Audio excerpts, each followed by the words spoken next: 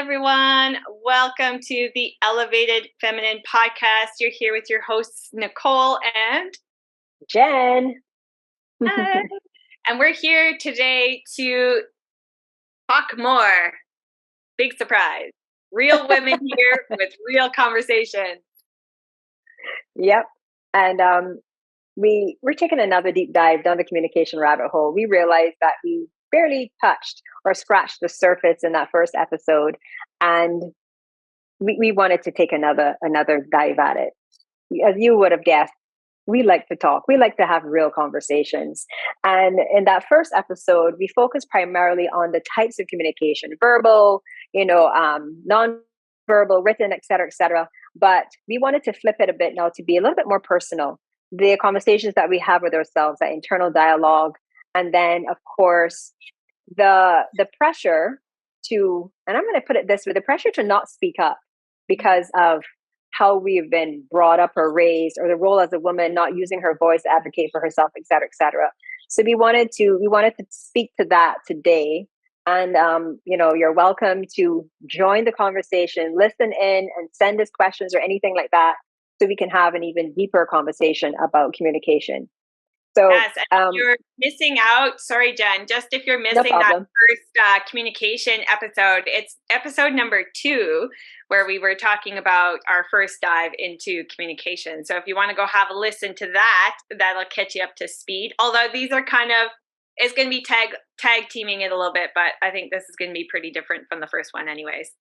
Yeah, I think so. I think it's worth a listen, to be honest with you, because, I don't think we realize how we communicate or don't communicate until we actually hear someone talk about it. Because even in that conversation alone, it sprung different thoughts to mind, which is why we have a part 2, Exactly. really and truly. So I think it'd be worthwhile to listen. And we're not just saying that for our own shameless plug here. It is kind of like research, really and truly. Because if you have challenges communicating or feel like you're being heard, we did share some techniques or some ideas that you can incorporate to help you be more effective in your communication. So it's definitely worth a listen. Yes. So yeah, for sure. A couple of weeks ago, Nicole and I, after we record a podcast, and even if we don't, we always end up taking a deep dive into talking about something and everything. And we were talking about how we communicate internally, as I said before, and we were also talking about the ways we filter ourselves when we're having conversations with others. And that's what we're going to focus on today. And Nicole, do you want to jump in here before I continue running down this rabbit hole? Yeah, no, you can run for sure. But I just, I think it's so important that we take the time to, at the very least, learn to listen to that inner voice and learn to interpret and decipher, I guess, or kind of discern is probably a better word, which conversation we should actually be engaging in and which not, right? Yes. Where we should really be focusing on that train of thought, like fear and anger and frustration is not always a bad thing to be focusing on. If you're in immediate danger, you really should be focusing on that fear and anger and defensiveness.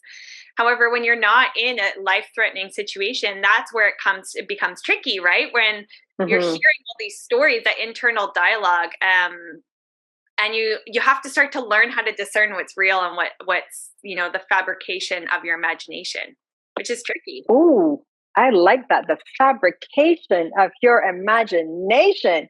Woo, that gave me chills. Yes. No, I love it, but it's true, because so many things factor in or get filtered in, or we filter it through so many things when we are presented with a situation, whether it's a conversation, a job offer, or whatever it is. Somebody asks you to do something, and you have an initial response. And for whatever reason, you either talk yourself into doing it, even though you know it's something that you don't want to do, or you talk yourself out of it. Now, you talk yourself into it. Why? Because you don't want to disappoint that person. You don't want that person to think you're ungrateful and all those different things, but it really doesn't align with who you are or what you want to do. And then you might choose to talk yourself out of it, because you might not think that you're good enough, that you're going to fail, that you're going to do, everything negative could possibly happen as a result of saying yes to this thing.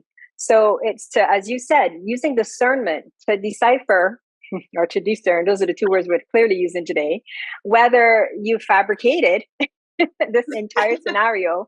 And because our cultural experiences, our lived experiences, our upbringing, everything colors, and in an instant it floods in and it clouds that decision making progress. And then that voice starts to go off. So you have to learn to quieten that voice and see if you can sift through to determine what is the true response there, rather than talking yourself in or out of things. I do it a lot. It happens.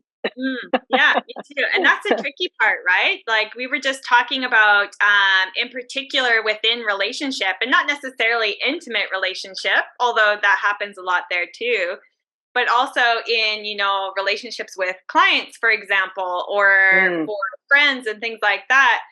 It starts to get to the point where we, as women anyways, I know that I was definitely inadvertently taught that, hey, be a good girl, be nice, be calm, be quiet, don't question. And I was told this, when I'm thinking back in my childhood, I was told this both overtly, like actually sit down, be quiet, or be nice, because I'm disagreeing, or we'll say fighting back, because as kids, we don't really know how to express ourselves in a constructive way, right? So it does come out as tantrums. But, like even just the story of be a good girl, quiet down now. And like even our generation is kids were still, to a certain degree, meant to be seen and not heard. Right. So in my adult life, what I notice how that presents itself is now when I'm feeling challenged with one of my boundaries, I'm not able sometimes to stand firm in it, because sometimes I can't even discern that that's a boundary, that thing that's happening. And it gets disguised as, oh, I should be more compassionate, or I should be nice, or they didn't mean it that way, or, like, oh, well, there was this miscommunication. I guess I can let it slide this time. And, there's a time and place for all that stuff, but just think about doing it over and over. And one of my most recent relationships was exactly that. Over the course of a chunk of time, like years, all of a sudden I completely just lost my voice because I was doing that so much. Yeah, it does happen. You just, it's not even, the word that pops into my head is complacency, but it's not even complacency. It's just being compliant. Yeah. More or less, you just get to that stage where it's easier to just give in. Yeah. Versus fight. It's almost like your spirit, and this might be taking it a little bit far, but it's almost like your spirit got broken. It's almost like, your light has been dimmed to the point where, like, it's just easier if I just do this rather than say no. And client relationships, I've had a couple of, when I was more heavily into the graphic design, I remember having this one particular client who would always tell me that she would show me different things. I don't have a problem if a client wants to show me something that they have seen that they like, to give me ideas of what it is that they're looking for, because it helps to get the creative juices flowing. You're not going to copy what you're seeing, but you're going to use that as an idea to come up with your own look and feel that will tie back to their brand. But she wanted me to actually do what that person had done for her. And I said, well, no. And she got really upset with me. And I said, well, okay, then. Well, I'm sorry. And now there was a part of me that was terrified that I'm going to lose this client. And I almost allowed myself I almost talked myself into doing it because I didn't want to lose the client. But I said, no, I'm not going to copy that person's artwork. Find somebody else. And that was the end of that relationship. That was the end. I lost the client. But I felt, of course, I was upset that I lost the client, but I was happier that I stood my ground and I didn't let myself be talked into doing something that didn't feel right for me. And it's not easy to do that. And that will happen. It happens a lot in graphic design and web development. As a yoga teacher, people come in and they want to negotiate your fees and stuff like that. I'm like, do you negotiate fees where you came from, or is it just here in the Caribbean that you think you can? You know what I mean? Well, Do you have something to say? Let me share. Come on, speak up. I was just going to say, it's definitely a big thing in the Caribbean, and it's definitely not a cultural norm in Canada. And yet with certain services, it still happens just as much, because I'm Caribbean background too. I know Caribbean people. I know they're negotiating and haggling stuff. it still happens, even though it's not cultural norm, right? It's just that, oh, does it need to be that much? Yeah, it does. There's a meme that I really like, or a song or something on TikTok or Instagram is, it costs this much because it takes me hours. And I'm like, yes, yes, it does. Yeah. Anyway, sorry. It's just like, hell yes, sister, raising it for you. Yeah, no, it's true. It's people always try to talk you down, and you don't know what it takes to put. That's why when I go to someone and I ask about a service and they tell me the cost of it, if I know I can't afford it, I don't try to beat them down. I say, okay, thank you. And when I can, I'll go back. But I'm not going to try to make anybody drop their price just because I can't afford it. That's my problem, not theirs. Yeah. But that's how you can definitely butt heads with clients and not noticing the boundary, the boundary that you set for them as much as you set for yourself, not seeing when that line gets blurry or crossed or even moved completely. Yeah. So true.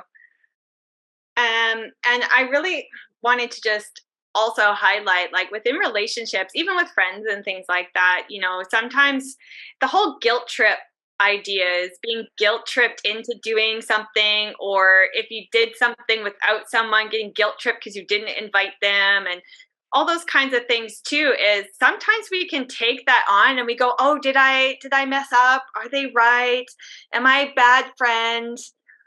And then you have that internal conflict where now you're having this whole conversation about, no, but it was really, and then you start justifying yourself as if you need to prove yourself right. And so the internal conversation that continually keeps coming out and cycles back in and then comes out and cycles back in. It's just this endless loop sometimes. Yes, it's true. It's absolutely true. And the flip side of that too is that they don't always invite you. Are they going through the same thing? Probably not, right? So funny.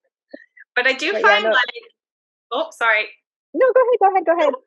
I was just going to say, I do find that the internal, when you're left to your own devices, if you don't know that whole, you were talking about the devil and the angel aspect of it, which I really like that visual, because it's so true. Like sometimes we're like, oh, I know I shouldn't do this, or I know this is not good for me, or I know I don't actually want to do this, but I'm going to justify and rationalize why I'm doing it. And then you suffer for it after, whether it's a food, like, hello, lactose intolerant people. I know so many people who are lactose intolerant eat the lactose because they really want the ice cream and they suffer for it after. I mean, as long as it's a conscious choice, I guess go for it. But how many times, that's a perfect analogy, that how many times we do that with other things in our lives, and there's no pill for that. Yeah. We have a unique way of talking ourselves into doing the things that we really want to do. I mean, it's like, for example, I remember there was a time when, now I know I'm allergic to shrimp, and I'm also allergic to crab. But there was this event that they would have that would, it was a sushi event, and I love a California roll. And I know that they don't always use crab in it, they use pollock. So I told myself, well, I'll just pop an antihistamine and everything will be all right. That's how I talked myself into going to enjoying myself and having some sushi. So I'm there for the lactose intolerant people. Yes. Luckily, I didn't suffer so much later. But did I do it all the time? No, because it doesn't make sense to subject myself to that and taking so many antihistamines. But we do have a unique way of talking ourselves into things that we know that we shouldn't do. Therefore, the devil is like, go for it, Jen. You got this, Nicole. Go for it. You know you wanna. And Aiden's like, no, Nicole, run. Oh, hell no, run towards it. Run away. And then, inevitably, what we really want rings through. Yeah. And that's what we do. I love that internal dialogue. I mean, it's amazing how fast your brain can process that and come out with a decision.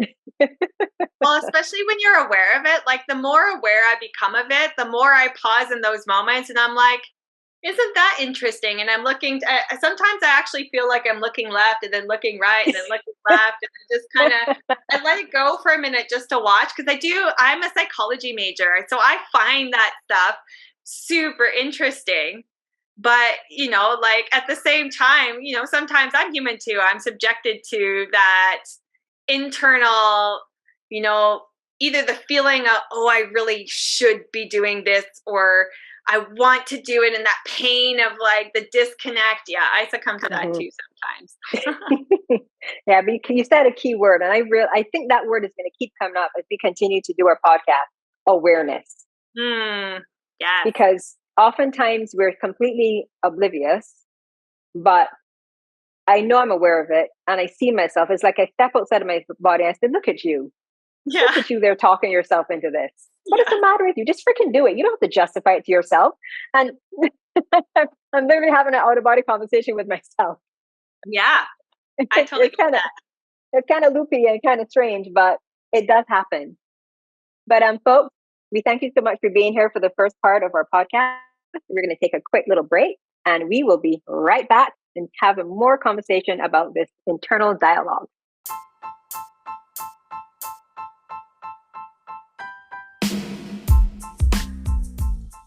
Hi there, I'm Jen, co-host of the Elevated Feminine podcast, where real women have real conversations. If there's a topic you are passionate about and want to share your views and ideas, then we want to hear from you. Send us an email at elevatedfeminine9@gmail.com. We can hardly wait to have a conversation with you. Welcome back, everybody. You're here, the Elevated Feminine podcast with your host, Nicole and Jenn, and we are talking about communication, part 2.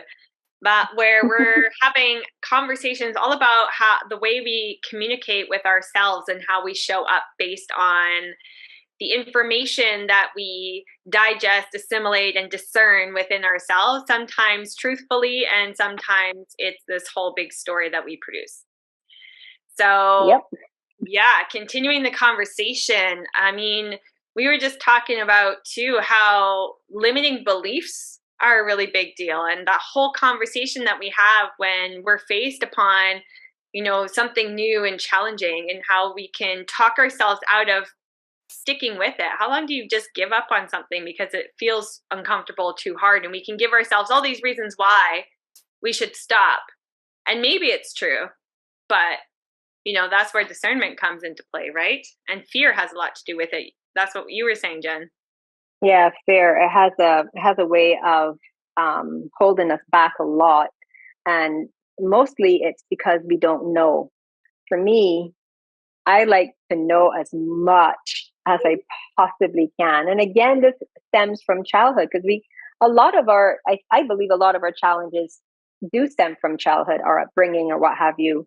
Not being included. And I remember saying this in our last podcast, that we're not necessarily as a kid are meant to be involved in the decision-making process, in the family dynamic or what have you, but it's just not knowing and then having something happen. So when presented with something new for the first time, obviously, well, maybe I shouldn't say obviously, if someone were to approach you or to approach me and offer me an opportunity, I would assume that they're doing that because they think I can do whatever it is they're asking of me.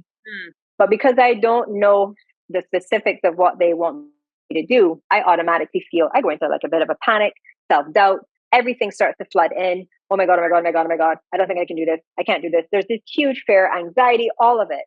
Yeah. And then I ask a bazillion and one questions.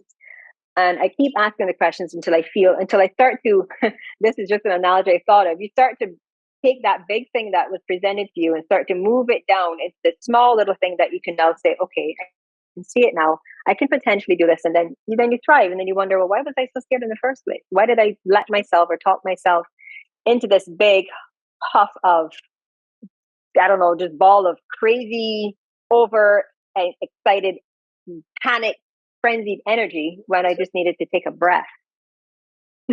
Totally. Totally. Yeah. And that reminds me of a book that I read ages ago, but I think it's worth a reread for me. I think I need to reread it. But have you heard of Feel the Fear and Do It Anyway by Susan Jeffers? No, but I've heard. No, I don't think. No, I haven't. excellent book, and it's all about how the conversations that we have within ourselves. I'm just reminded now as we were talking about this book, I'm like, oh yeah, I need to reread that book because it's pretty powerful. It's all about realizing how even though you're afraid of it, it doesn't mean that it's bad for you or that it's wrong or that it's going to be a big challenge. Even sometimes, like you said, you're like, why was I even worried about this in the first place? Because it either ends up being more fun or easier or less of a challenge than you really thought. But the other aspect of it is just even the idea of when you're faced with a challenge, usually it's because you're growing. There's some growth opportunity that's happening. And how often do we, if you're not aware, so there's that awareness piece again. If you're not aware of what's happening, we can so easily talk ourselves out of doing something that would be really great for our growth, really great, maybe even financially, even a leap of faith might be a really big financial greatness for us, but we don't see it or we can't imagine it. Even that amazing relationship, whatever, like there's so many things great things we can talk ourselves out of just because we're afraid of taking that leap or sometimes just that step forward. Yeah. Right? Yeah, it's true. And it's interesting because I'm listening to you. I mean, you've taken, in my opinion, some really big leaps. And I would imagine you felt fearful, doubtful, wasn't at all sure what you might have been getting yourself into, but you did it anyway. So my question to you would be, what was the internal dialogue that got you through it, that got you to decide to do it? Well, I think for me anyways, when I push myself out of my comfort zone, I'm really convinced that it's a learning opportunity. And so when I'm on that edge and I'm feeling all the feels and I'm feeling the fear, because what Jen's kind of referring to, folks, is I've lived in 4 countries now, 4 foreign countries, and foreign to me, I should say, because they're not foreign to everybody. And I've done a lot of it alone. I've moved a lot on my own. And so there's other things too, but those are the biggest ones. And for me, it's just leaning into the oh my godness of it. And instead, something that I heard, and I don't remember where exactly I heard it. I do lots of personal development reading, YouTube, blogs, all the things, right? Podcasts. But somewhere along the lines, I picked up the mantra, the feeling of fear physiologically in your body is the exact same physiological response as excitement. And so for me, realizing that the conversation that I'm having, that I'm identifying it as fear-based. And so I don't know if I can do it. Can I afford it? What if I don't meet friends? What if I'm all alone and something happens? How am I going to handle that? All those fears that come up. Instead, what I talk myself into, yeah, but it could be so great. And how would it feel to actually have the story of how exciting it is? What an adventure to live in a new place, to meet new people, to experience new culture, and to have the stories that come from that. Because I have so many crazy, weird, random, I probably shouldn't have done that stories just because I'm like, I'm just feeling excitement right now. I'm just feeling excitement right now. Yeah, then there's that. But then they're great stories. It's great learning, great lessons. That's amazing because the same way you can talk yourself out of something, you have to sometimes talk yourself through something. Not necessarily into it, but through it isn't probably a better way, because it sounded like you're duping your own self when you're talking yourself into doing something. Yeah, no, it's true though, that there's a fine line between the fear and the excitement, because I guess when you stop and sit and think about the emotion, they will probably show up in the same way, the same palpitations and what have you, and it may not always necessarily be fear. And feeling it and being able to take that step forward is true, because I was just wondering, if what is the difference, between saying yes to something that you definitely want to do, all those buttons are lighting up and you want to do it, versus you want to do it but you're terrified, you're hesitant because of whatever self-doubt has shown up, but you still do it. So I want, if you could get a scan of your brain when you're faced with these two different things, it'd be really cool to see what that imagery looks like. Is it exactly the same, or is it like completely different? That would be any. If there's any doctors, brain specialists listening in, can you share with us what that scan might look like if you've ever done anything like that? Because I think it'd be really good to see that, to see the brain chemistry, how that works. Because, I feel like it would be the same for me, because I just I push through it, because I'm not pushing and forcing myself. I do a lot of contemplation before I make big leaps and things that really scare me. I do stop to like, okay, what is this feeling? What exactly is happening? Why am I afraid? What stories are, how true are those stories? And I do take some time to validate the stories, because, you know, if I'm moving into some dodgy apartment in the middle of nowhere, down some weird random back alley, that's something to be considering. Versus I'm moving to a city in a safe area. I've done my research, and it's rightly, you know, like there is that aspect of, okay, I don't want to just blindly jump. Although I have done that too. Thank you, my 20s. Yeah. Yeah, sometimes you just have to take the leap, and it's literally a leap because you haven't done the contemplation, you haven't weighed the pros and cons. You're just like, you know what? Anything would be better than where I am right now, and I'm going to jump. It might be from the frying pan into the fire, but hey, you're just going to stop and roll when you hit the fire, you know, and jump up and keep going. No, it's true. I have. Go ahead. I'm not gonna deny that some of my feel the fears and do it anyways action steps have led to whoopsies. Won't be doing that again. Not gonna lie. But I think it's good that they do sometimes, you know, because you also learn something. Definitely. You know, because and again, that goes back to the awareness. Because if you just did something and it was not doing that again, but you didn't learn anything, then you know, and you're not steeped in awareness, you're going to more than likely do it again. So, and then you could also advise someone that might be in a similar situation as you once were, because you've done it. So I do think that they're both learning opportunities when they pan out and when they don't. Right. Definitely. But at least you are less fearful now. Yeah.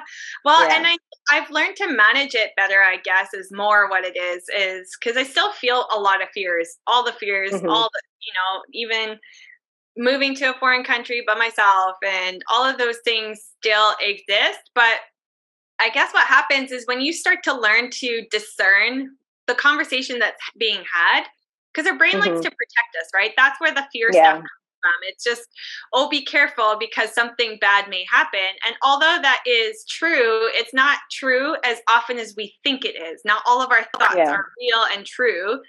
And so being able to, it's not even like weighing pros and cons or anything. It's just comes back to, for me anyways, and what I teach in my coaching practice is really about identifying how it truly feels versus the story that we're talking about and rationalizing. Because there's a big difference there a lot of the time. Is sometimes we're feeling real fear because we really should be afraid. You know, dark alley at 10 o'clock at night and there's some dodgy character down there. I'm not just going to boldly be like, well, whatever, fear, I'm going to do this anyways and get myself into trouble like that. But at the same time, there's that discernment that happens that sometimes when we're facing a challenge, it does feel like that. It does feel like the dark alley with the strange, weird creeper down the alley that we're like, oh, I don't know. And it's being able to take that veil off. You use that word a couple times in past podcasts and even in our conversation. I really like that visual of there's this veil filtering what we're experiencing. And that's where like the key challenge comes in, I guess, is being able to identify how you're actually feeling. And that to me just comes back to coming back to your body and where does it feel in your body and what is happening in your body, because that calms down the nervous system and then you can actually process and think more clearly. Yeah, no, it is true. And yeah, it may not be just as cut and dry as weighing pros and cons, although I have done that, weigh the pros and cons. And it can be an energetic weighing of the pros and cons. You know, how do I feel about it more? Is it more, you know? But yeah, discerning how it feels emotionally, how it's showing up in your nervous system is important to help guide you. But also to, as you were talking, about, the dialogue that happens, the conversation that happens internally when you're going to make these leaps or not make these leaps, is sometimes for me, I would even hear my beloved and beautiful sister's voice in my head asking me, what are you doing? Why are you doing this? And then there's a fear of what she might think. The fear, your family, those sorts of things also come into play. So it's not only your own psyche that's psyching you out. Now you've invited other people to come and join the conversation. Like, why are you here? And so it's really, really challenging, because it's a lot. It's amazing that we are even, that we're even doing this podcast. Because I wonder if I shared this with anyone, what would that dialogue have been? But we just decided we were doing it. You know what I mean? Sometimes you just have to do it and not even think about it. Just respond right away. Don't process anything. Don't think about anything. Don't check for anything. Just do it. And then see what happens after. It's like when you sneak out of your house as a kid, you figure out my dad or my mom is gonna be pissed, but you know what? I've already had fun. They can punish me after. It doesn't matter. I've had the fun. So I guess it's a similar thing. I never did that, for the record. I never snuck out. Just so we're clear. Only once though. Learned the first time. Got caught. Wasn't very smart about it. Very inexperienced. That's one of those oopsies. Yeah, pretty much. It's totally true. And the other thing about that like the piece that I really like is how you're talking about how we bring in all these other people, and these people aren't even aware that they're part of the conversation because it's happening internally. And you know what I did to combat that? And I don't know if it's going to work for everybody. And I'm not going to sit here and say it's the best thing ever, because sometimes you need backup and support. But what I did is I just wouldn't tell anybody what I'm doing until I'm already in it. Yes. So then I'm like, oh, I've already bought my tickets and sold all my stuff, and I'm going on a round the world trip. And then everybody has their freakouts. And then I can say, well, I've already done it. So I'm leaving in 3 months. Sorry. Yeah, no, that's true. Sometimes you just have to do that. Or another conversation you have is that that there's going to be pushback about what you're doing. You have that group of friends or that circle where you go seek out the one friend who is going to say, yeah, go for it. Because you really want to tell someone, because even though you are resolute in your decision, it's so nice to get that validation from someone other than yourself. So you find that one friend and have that conversation with them, and they're like, yeah, go for it, Nicole. Go for it, Jen. Because if you went over there and spoke to Brenda, she'd be like, oh, are you out of your freaking mind? Hell no, you can't do that. So but you're right. They don't know that they're involved in the conversation and decision-making progress. Stopping you or pushing you to do stuff. So when you go to them, thank you so much for, encouraging me to do this. They're like, what? You're like, I didn't even know you were doing this. Yes. Yeah. Thank you for having my back, even though you didn't know you had my back. But it's true. Yeah. Sometimes it's best to just do it. And it doesn't matter what they say, because you've done it. Yeah. And like, for me, that's been a huge thing for me, because then I go and do those things that are scary or unconventional, because I definitely lead a very unconventional life, especially compared to 90%, well, maybe not that many, but a large, vast majority of my family, both immediate and extended. So my lifestyle choices, I've learned that, okay, I know who I can talk to before I've really gotten over the fear hump of doing it. I've decided I'm doing something. I still feel the fear. And there's those people, like you said, the non-Brendas, where I'm like, yes, okay, I'm doing this thing. And they go, yeah, do it. That's so exciting. And I go, okay. And then I build that momentum so that I can face those naysayers. Because eventually you have to tell some naysayers, like or they're going to find out. Well, yeah, the first time I moved to another country, I moved to Mexico. And they're like, what are you doing? And that was how I learned. I was like, okay, don't tell them before, because they made rightly so, to be fair, but they made such a big deal about me moving to Mexico. I was so annoyed that I'm like, I'm trying not to be afraid of this, and you're making me afraid. It's funny. Like now my parents, When I was like, "Oh, I'm doing something big and amazing," they're like, "Of course you are. Okay, when should we come visit?" It's true, because as you literally said that, you feel really good about this decision to move to Mexico, and you've done it because you've allowed yourself to think of it, or create the story in your mind, whatever way you've done it, which gave you the okay to go ahead and do it. And then you tell your community of friends and family that you trust to have your back, and then they start poking all these holes, and Yes. you just see that just come and deflate and turn into this big fearful thing that it will have an impact on your experience. Yeah. And up until that point, you were potentially having a great experience, no challenges.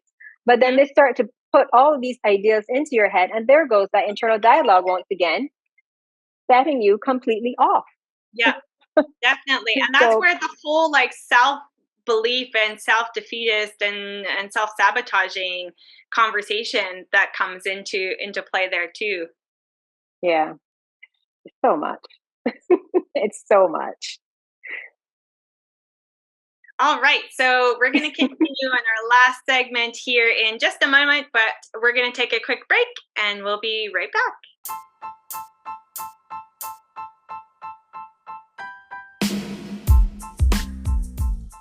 Hi there, I'm Jen, co-host of the Elevated Feminine podcast, where real women have real conversations. If there's a topic you are passionate about and want to share your views and ideas, then we want to hear from you. Send us an email at elevatedfeminine9@gmail.com. We can hardly wait to have a conversation with you. And we're back, listeners, with Nick and Jen, and we were talking about communication, but the communication on the inside more so, and how we invite uninvited parties into the conversation, into our decision making progress, and it's been a really riveting conversation, and it's amazing how easily we can allow ourselves to be influenced and by external factors, whether they're self-inflicted or otherwise. And then the other thing that come up, because as you may have guessed by now, whenever we go to a break, there's always more conversation happening. It's like it never stops. And within that little mini break, yes, we were conversating, and we talked about briefly about limiting beliefs, and we wanted to touch on that before we wrapped our episode today. And whether they're cultural, self-inflicted, society inflicted, they're tough. And one of the things we wanted to speak to is how do we overcome it?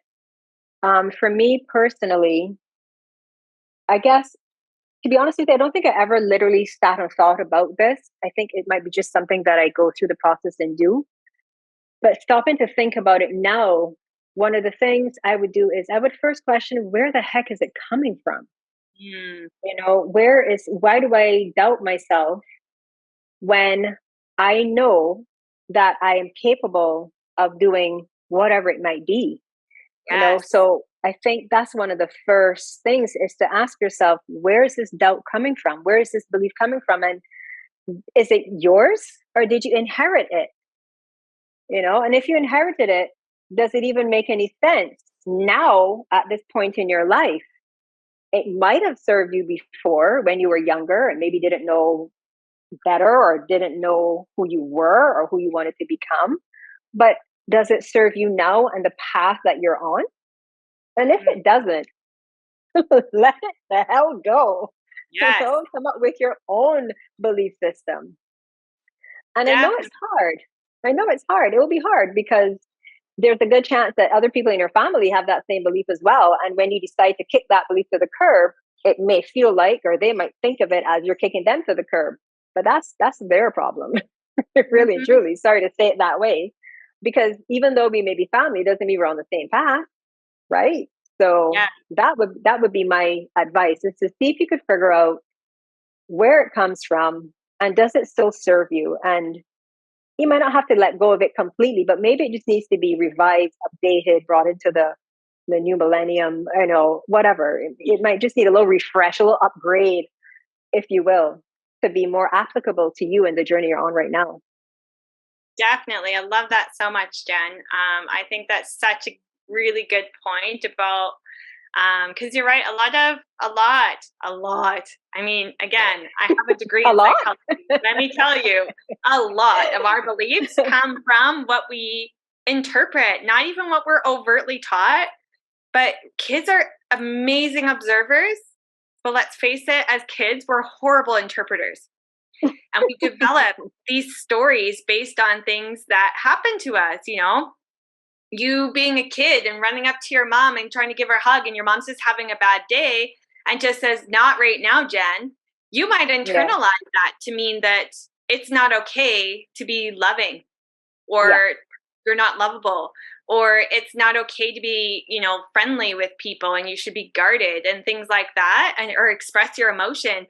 You might develop that pattern, and your mom didn't mean it that way. I mean, of course, there's the obvious, you know, like emotional abuse and things like that. But I'm talking about the stuff that even your parents are like, I had no idea that you would have thought of it that way, right?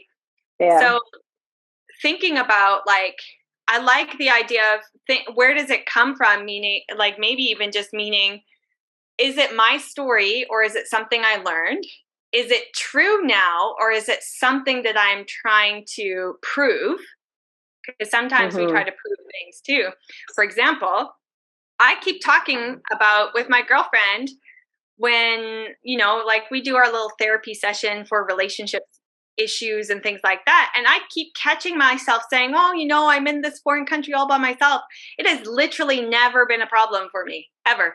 And all of a sudden, that's the story that I'm trying to interject to make myself feel like I should be feeling like, oh, I'm all alone. So it's interesting how our brain not even tricks us, because it's a pattern of a belief is just a thought you keep thinking. And if you're not careful with what you're thinking, those thoughts become beliefs. Yeah. Thoughts become things. Yeah. And then they become actions, and then they become things, right?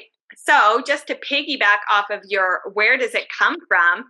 One extra step that I find helpful for me that might be helpful for someone else is not only where does it come from, or who do I remember saying that to me, but also, like, what is the feeling that is resulting in my body because of it? And I start giving it shapes, and I start giving it texture, and I start giving it depth. And then I switch modes to what would I rather be feeling about them. Exactly. Right. And then for me, it's part of my meditation practice, my intentional meditation practice. So for me, it's an actual process, but it works for me because for me, it just helps sort of peel away the layers of stories and really just get down to what is actually true in the moment for me, maybe about the situation. And so, yeah, I love that piece of, you know, and then just discerning whether or not it's valid and serving me anymore, because maybe it did at one point and it doesn't anymore. Exactly. Right? Yeah. So I love it's very. And then those two. Sorry. Yeah. Go ahead. Go ahead. Sometimes technology is so amazing, and sometimes there's glitch. So time delay happens, folks. Overlap. Just my last piece I was going to say is that also the last piece to that is, does it serve me anymore, and what story would serve me better? Yeah. And that's all I'm going to say about that. And that comes back to, I think, what we both said.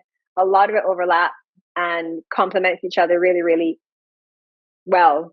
And it all comes back to that one word that I keep talking about: awareness. Yeah, no, it is. Everything is. And I think the more aware we become, the more discerning we will be, and we'll be in a better position to determine what resonates with us. And that speaks to Nicole's comment about how does it land more or less in the body? What is your emotional, physical response to it? And if it doesn't feel good, I'm adding on to Nicole's comment, then you got to look at that and see how you can flip it to something where you feel good about it. And as I've said, not everything needs to be thrown away or cast aside or let go. Maybe we just need to refine it. Yeah. Because if you've held on to this belief or these beliefs for so long, there's a part of you that appreciates it. There's a part of it that might have supported you, but it might not be as supportive in its entirety right now. So yeah, just take a look at it and switch it up. And that's why I love the reframing too, like the little piece at the end of what would serve me better, because as soon as you start with one thought, another one like it will show up, and then another one like it will show up. And if it's not serving you, all of a sudden you've gone down this rabbit hole of self-limiting beliefs that have you trapped in lack of clarity or indecision or fear or holding yourself back and things like that. Whereas if you start saying, okay, that's no longer serving me, what would I like to introduce or adopt instead? And you start switching it to that. Mm-hmm. The same thing happens. Eventually you gain momentum in that aspect. And then another thought like that comes, and then another thought. And next thing you know, you're finding your confidence.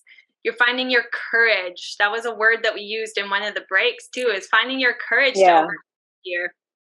Because fear even will always be there. It's just finding the courage to move through. And like you said, instead of talking yourself into something, is helping yourself move through something. Yeah. And that's what courage comes from, right? And the only way you can develop courage is to prove to yourself that you can do scary things. Mm-hmm. And scary things doesn't always equal bad outcome. Yeah. Yeah, exactly. No. Yourself, friends. You have to actually do the work and show up for yourself. And exactly. You got this, friends. Yes, you do. Oh gosh, this is a great conversation. I really enjoyed this. I really did. It was good. And I feel like we could talk more about it. I feel like there could be a communication part 3. There just might be, folks, just to let you know. It is our love language after all. Yes, it is. Yes, it is. And if anyone wants to hop on as a guest and share your views on communication and that internal dialogue, those inner voices, and how you navigate that conversation, we'd be happy to welcome you on for sure. So you can always drop us an email at elevatedfeminine9@gmail.com, and make sure you follow us on Instagram and _elevated_feminine. Yes. There you go. Connect with us there as well. We'd be happy to have you. We would. So thank you all for joining us today. We look forward to our next episode with you. And like Jen said, keep in touch. Definitely let us know what more things you want to hear. And until then, Jen and Nicole, real women here having real conversations.